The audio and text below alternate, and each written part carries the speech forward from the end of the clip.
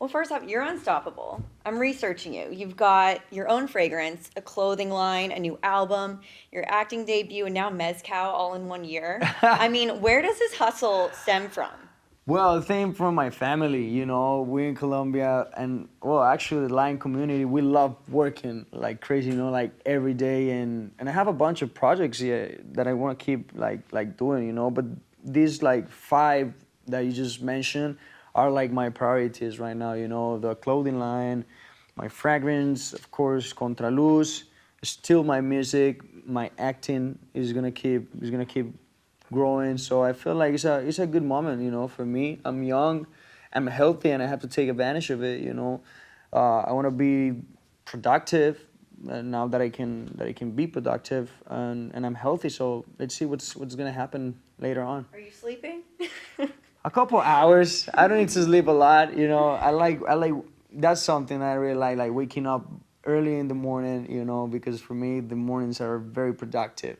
So yeah, to to know that you want to do all these things, you got to be very disciplined, and that's what I'm trying to do right now. Just trying to find the best version of me so I can make all these projects happen. Well, you're an inspiration. You started really young. Hmm. I read that you've talked about selling sandwiches Oh yeah. and lollipops at school to help your mom out when you were a kid. What do you remember about that time?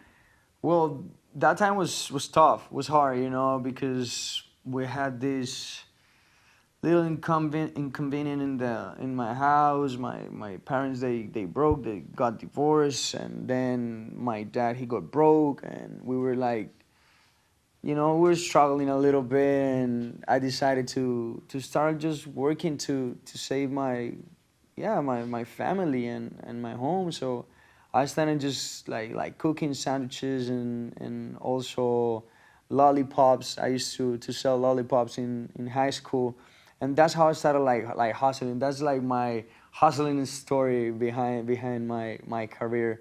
And I saw that that was like actually very productive. That I was making money when I was like 14, 15 years old, and also I was playing soccer, and monthly they used to give me, I don't know, like $100, like $100, just to go to the supermarket, get food, and go back to my house. That's how everything started. Then I went to the studio for the first time, and I realized that music was everything to me, and that I could make money, and at the same time, I can make music. That was everything to me. So it was a very tough experience at the beginning, but at the end of the day, it was worth it. What would you tell that young kid now? Well, that he was very very brave, I would say. And congratulations, man. Like everybody was telling you that you couldn't make it, and now you're here. You're an inspiration for younger generations that are trying to do the same, that we can make it happen. Like I know there's a lot of people and a lot of things happen during hard times, and a lot of people tell you that you cannot make it, but once you make it, is a very it's a great feeling, to tell everybody that you can make it happen. It's great. And now we've got Mezcal. What inspired you to launch your own Mezcal brand, and why is this one so special? Well, I feel like everything is started because 8 years ago, I tried for the first time mezcal, right? And that was because I went to Mexico City, and a girl from my fan club, she gave me a bottle of mezcal, right? And she was like, "Yo, try. This is very traditional from Mexico, and my parents they love this mezcal. You should try it." And I really liked it. I mean, it was like kind of smoky for me at the first time. So I kept like trying different kind of mezcals, and I tried to fall in love with it. But then I discovered different brands, tequila brands. I also like aguardiente that is from Colombia, from Medellin. But then some time ago, my dad he told me like, "Yo, when we have a big project that these guys from Casa Lumbre they want to show you." And I was like, "What are you talking about?" And he was like, "I'm talking about a mezcal brand from scratch, a big project." And I was like, "Okay, let's try it." I'm gonna be honest with you that I mean I feel like the first time that I tried mezcal, I didn't like it that much. And was like, just give him a chance to come to Miami. We're in Miami, and then you see if you like it. If not, we just keep going. I was okay, whatever. And then they came to Miami. We did this big tasting in my apartment. And then they were okay. What's your favorite mezcal or favorite tequila? And then I said a couple of brands, and they were okay. And now we're gonna put Contraluz against it, and this is gonna be the final choice. If you like it better than your favorite, it's because we're in the right path, right? And then when I tried it, I fall in love like right away. And since I met Contraluz, I haven't drank something else, to be honest. And there's a special meaning behind the name. Can you tell us what it is? Against the light, yeah. Contraluz is against the light, and this is very special because I feel very connected with my culture in Colombia and also Mexico. I always say that my heart is like half Colombian and half Mexican because the love that I feel in Mexico every time I go there is pretty special. So I feel like this is a very personal project to me. This is Maluma, but at the same time is Juan Luis, the person behind the character. And that's why I feel like against the light means, contra luz. Like, it doesn't matter if you're famous, whatever it is, you really need like those special moments, that time just for yourself, with your friends, with your family. And that's what I feel every time I drink Contraluz, I feel like Juan Luis again, like that little kid that you were talking about, full of dreams. And that's what I feel like this Contraluz brand means to me. It's very personal, Who are you giving your first bottle of this wonderful mezcal to? Maybe J-Lo's a wedding gift? That's a good question. Who's gonna have this? You know what? I'm gonna send it to everyone. Actually, I'm gonna send the whole mezcal Contraluz kit with the glass, with the bottle. I'm gonna send it to Jennifer. I'm gonna send it. Well, of course, Ben is gonna have one. All my friends in Miami. Of course, Mark, who's my friend. I'm gonna send it to him. My friends in Colombia. Everybody's gonna have a bottle of Contraluz. They deserve that pleasure in their lives.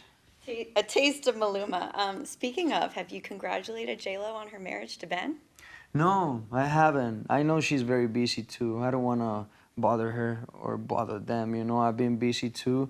But, well, I take this opportunity to say, Ben and Jen, congratulations. You guys rock and you guys look beautiful together. And I hope you guys still love each other since day one.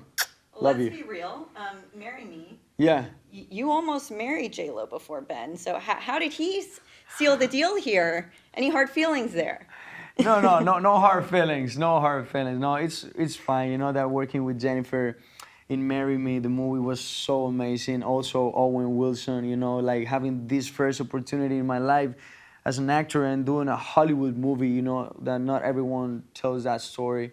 So I'm very grateful with Jennifer to just calling me and being part of the project. That was huge for me, but I'm looking forward for the next steps and next movies. I feel like next year is going to be a great year for my acting career. Oh, yeah. I know I definitely want to ask you about your next dream role, but are we looking forward to maybe an invite to the big extravaganza they might be having? I hope so. I mean, we're friends. Would you be down to perform? Yeah, we're friends. If they tell me to go, I will do it with pleasure, of course, because that they're amazing. And since when I met Jennifer, she's great with me, and also Ben. So if they want me to be part of it, I'm gonna be there for sure. Oh, can't wait for that. Latin music has become so popular. It's dominating the charts, especially your music. You are making such a name for yourself. Where do you hope to see the genre go in the next 5 years? I feel like we're just starting, like the Latin music is just starting. I have big plans. I want to go to Asia.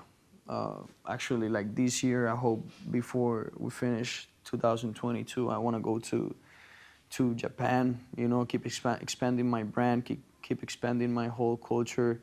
And in 5 years, we're gonna be here, but keep growing. We're in the alcohol industry. Want to keep conquering like different sides of the business. And I feel is the right time. And as a Latin artist, I feel like all the doors are open, and we have to take advantage of it. You just put out a new album. The Love and Sex tape. Yeah. Did your love life inspire this? It feels very sensual. Yeah, I know. Loving is great. sex is great too. You know, like there's something that I have to be proud of it. You know, it's something that we don't talk about that. You know, and this whole album is like we say in Spanish, sin pelos en la lengua. Like you just say whatever you want to say. It comes from your heart. It comes from your mind, and that's something that I feel every time I make music. I feel that freedom, and I don't like just to make music that is gonna be commercial because people want to listen to it. I want to do the music that I really love. You know, and this album was pure passion. Is there a special someone that maybe inspired any of the tracks? Yeah, of course. Yeah. I love that. I mean, you gotta have a muse. Yeah, I mean, if you have love, you need sex too, you know, so it could be, yeah. It's a great one. So you've collaborated with Shakira, Yeah. Madonna, The Weeknd, just to name a few. Who is still left on the bucket list? Wow, that's a great question. I always love what Justin Timberlake does, you know, like this guy is like one of my top three artists. Maybe I can work with him pretty soon. Also, I love Maroon 5. They're one of my favorites too. You know, like talking like here in in the American industry. And yeah, but you know what? That I want to keep bringing opportunities to the younger generations from my country, from Colombia. You know, there are a lot of good artists over there, and if I find like good music in Colombia, I'm gonna keep trying with the younger generations. It doesn't have to be like wow the top artists. You know, I feel like we can find great art also in the younger generation, so they're inspiring me too. We're coming up on Hispanic Heritage Month. Hmm. I know you're headlining a Latin music festival. How excited are you for that? Amazing. It's the first time that I'm gonna be part of this festival that's gonna be in Rosarito in Mexico.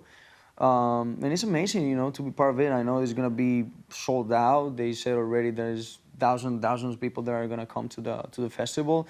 And now that we're celebrating that Contraluz is gonna be out already, you know, we're gonna have a bunch of Contraluz in the festival. We're gonna have fun, and yeah, I feel very proud.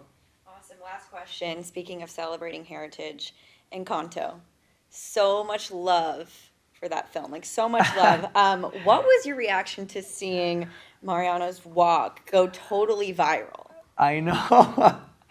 I know. Mariano is a great character. Come on.